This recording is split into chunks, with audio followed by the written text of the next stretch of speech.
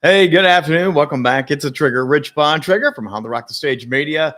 Back once again on this Thursday with 2 p.m. live. And again, we're always here to help you shine on camera, shine on stage to elevate you and your brand authority because you matter.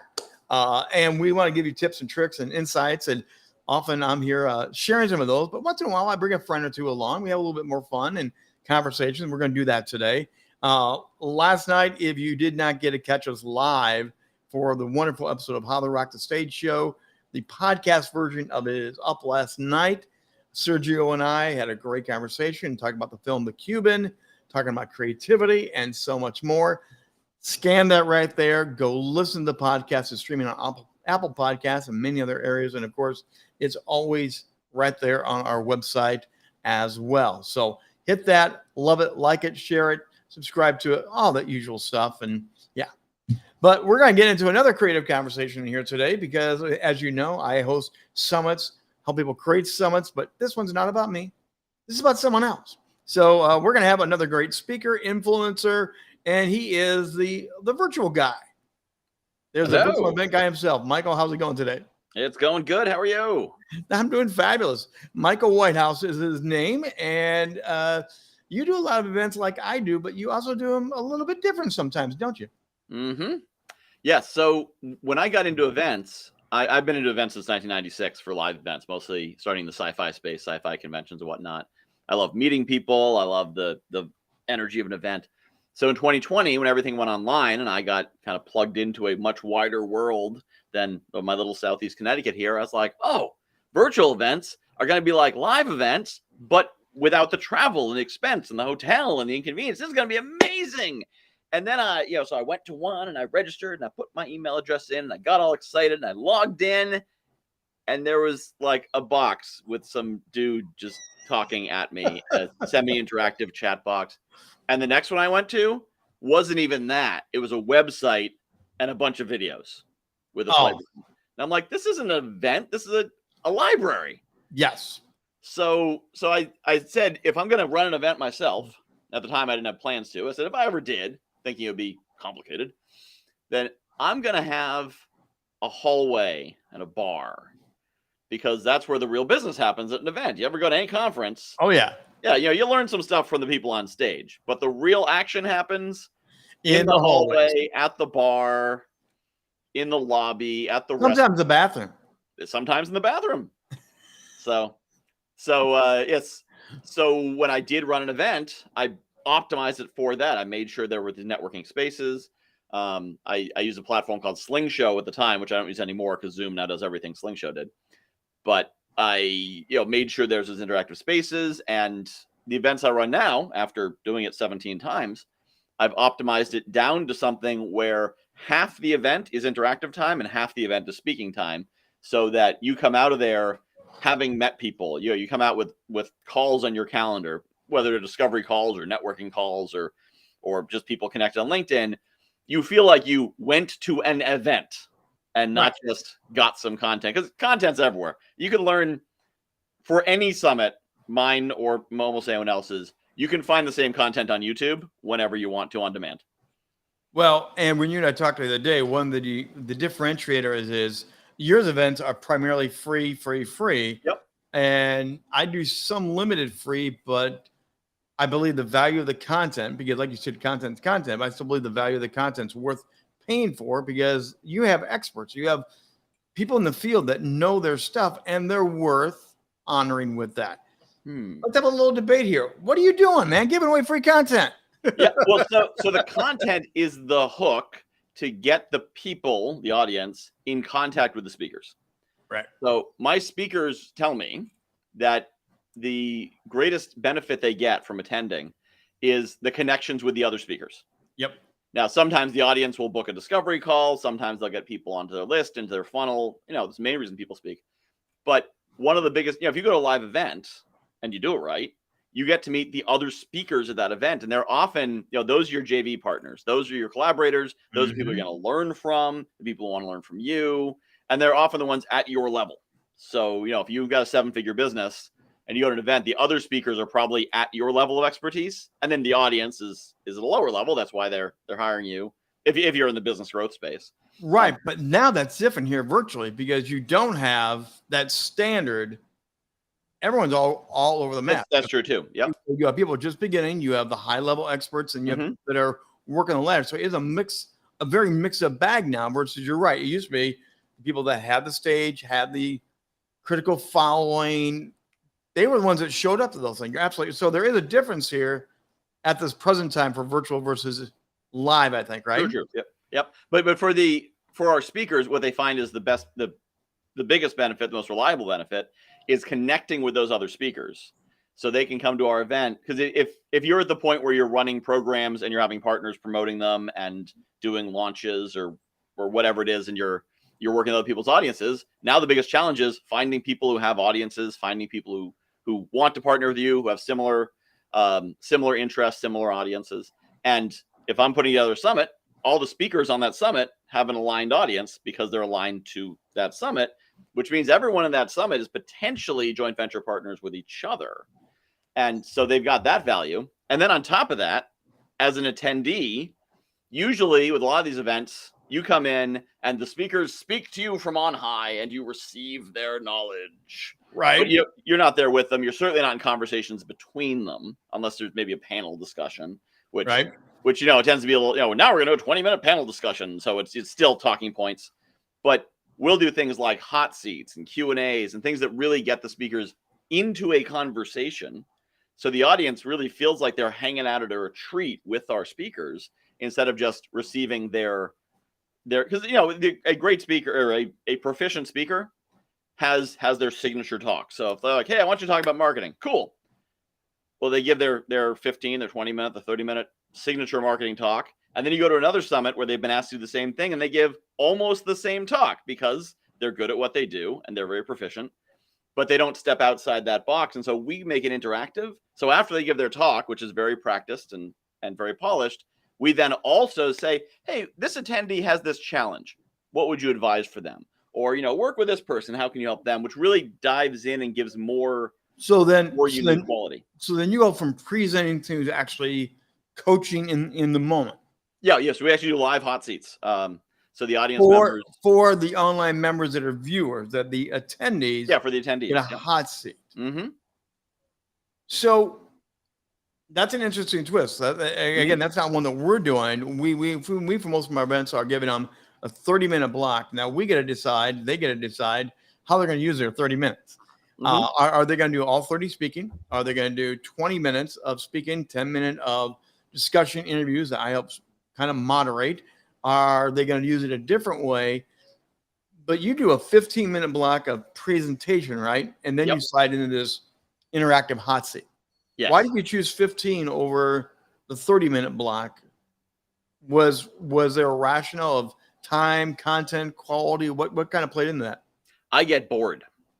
Okay. And so I build it for an audience like me. I started doing that. I didn't start this as, I'm going to build a business around events. I said, I'm going to run the events I want to attend. And then after running them for a year and a half, people said, hey, could I pay you to run one for me? And I said, wait, you want me to run this not commercially viable thing I built around what I find fun? You want to pay me for it? Okay. And then that's when I started, shifting into that brand presence. But I built it around, this is the event I want to attend, the event I'll find fun. And what I found is that with the longer blocks, 30 and especially 45 and 50 and 60 minutes, those are way too long. So 15 minutes forces you to cut all the fat. So one thing that you won't get a lot of from speakers on my stage is bio and background, unless they are teaching through their story. Right. But I was on an event. It was a live event. It was pretty interactive, pretty good event. But it was 45-minute blocks. And I remember noticing one of the speakers got to minute 22 and had not started the content yet. Yes, I have seen it as well. Story. Yes. Yeah. And what I've found is most effective is that people don't tell their story at all. They jump straight into, here's what I'm going to teach you. Yeah. Because I can vet if I think you're full of crap or not based on what you teach me. If you tell me I've been in this for 27 years, I have this degree, and I know this person, I worked with Tony Robbins, blah, blah. One, I don't believe you, and two, I don't care. Tell me what you're going to teach me. After you've taught me, then you may say, I actually learned what I just told you from working with Les Brown. Oh, that's interesting. but get to the point, because I don't know. even if this is, wisdom of the ages, I don't know if it applies to me. Well, okay. So let's talk about that. There are some significant things here that I think people want to be aware of, because you're right. You should have a story to tell to get the hook, to get the energy, and then teach. Or you need to have a hook of some time to get them into the engagement. Because again, if you're getting a 15-minute window, you can't just give data. People will turn out. You can't have it all be story. So do you coach them a little bit on how to make it work for your environment, or you leave it up to them? And I have if they fly or sink, it's up to them. I have left it up to them. I am thinking I do need to create more coaching content, because I don't spend a lot of time with the speakers either. But I am thinking it might be worth creating some material for them. But what I find is a lot of the speakers, they come in, they are confident in their ability, which is independent of how the level of their ability, but they're confident. So they're not going to say, "Hey, Michael, teach me how to speak on your stage." Like, this is my 14th summit speaking. I don't need to learn how to speak. So they just, I don't coach too much because they're not asking for it.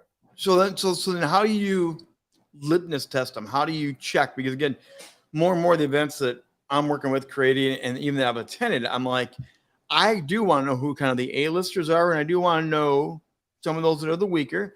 I intentionally want to put them wrapped around so you don't have 3 of the weaker ones back to back to back, because people will leave and never come back. So how this comes to the second answer to your question: why 15 minutes?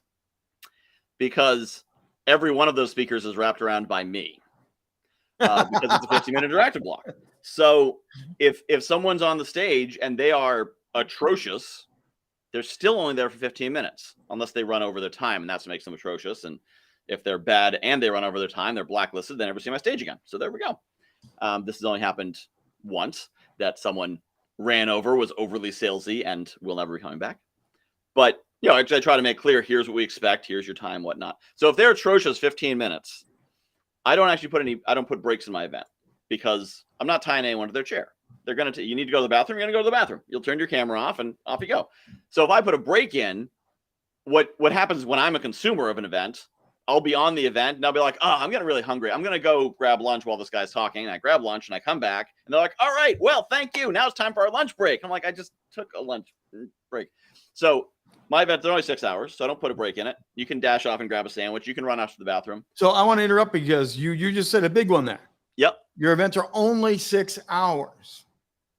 So yeah, you are leaving it for people to come and go, because it's 6 hours. The events I mostly do are an hour and a half to 3 hours, because I do want them to say it. I do want them to be a part of that event. I don't want it to be 6 hours of random coming and going, because I feel there's a value to be in the experience all the way through. So again, those are big differences. Yeah. And again, I'm laying them out for the audience to hear that. But many of the people actually do stay the whole 6 hours. By the end of almost every event I have, at least one person says, I didn't know I could be on Zoom for 6 hours. And, I could go another hour right now, because it's a matter of creating the engagement, creating the bringing people into it. But so to the question of what happens if someone's not very good, that after 15 minutes, people are like, oh, this person's not great. You know what? I need to go to the bathroom anyway. Let me grab a cup of coffee, come back. They're gone. I come back on. I put on some music. I send people in breakouts. I have them turn their mics back on. We do something really active, get the energy back up, and we're back into it.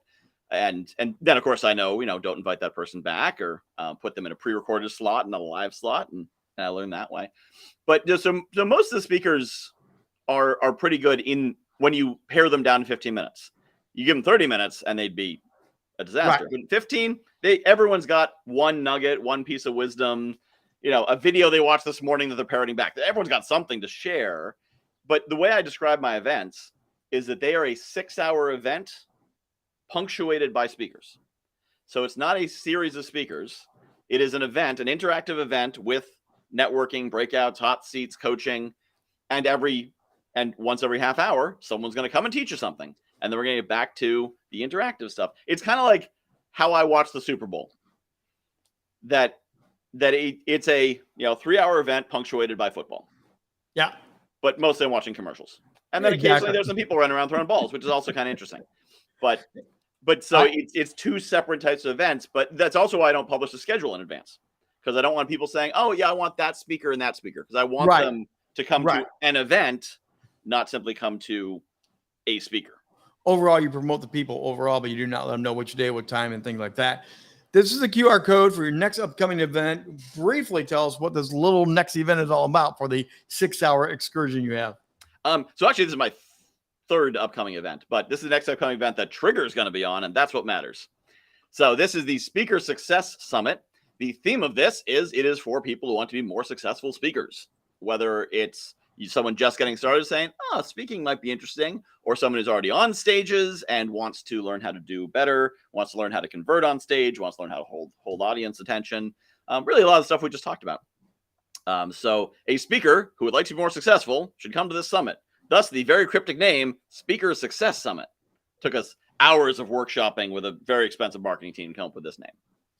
Hit that QR code. Make sure you go join it. Michael Whitehouse. I almost said Michael Westmore, but it's Michael Whitehouse. Yeah, on the screen right there. Reach out to him. He's on all the social media. We also have been showing the Twitter. Michael, thanks for dropping by with 2 p.m. to Trigger here.